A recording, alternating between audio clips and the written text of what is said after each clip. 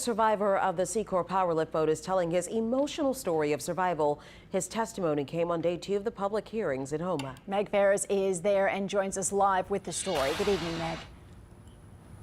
Good evening, Karen. And it's all an effort for the National Transportation Safety Board and the Coast Guard to get answers as to why the Seacor Power capsized. And they're hoping when they do get those answers, it could lead to new policies to prevent casualties in the future.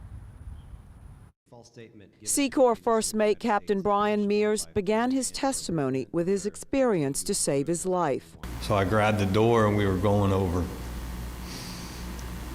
that's when I watched Dave. That's when I watched Dave fall.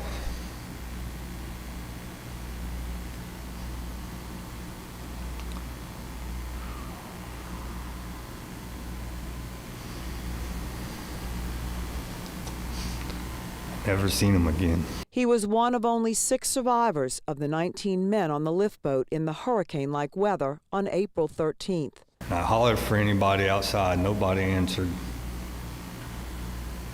My life jacket washed up.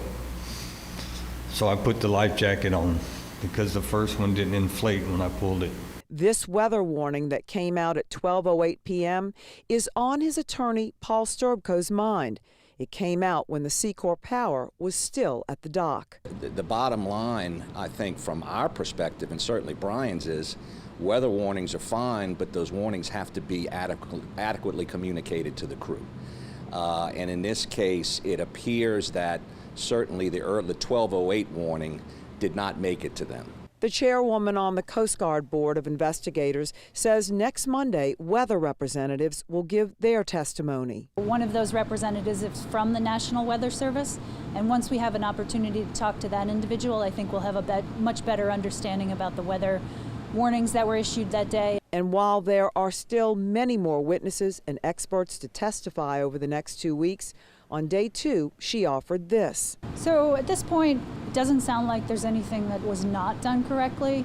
We're still going to go back and really take a look at it step by step once we have the transcript. His attorney sees the possibility of this change coming. What we're all learning is that running lift boats poses a risk that no other boats in the Gulf of Mexico pose because of the way they're designed and the way they have to be operated.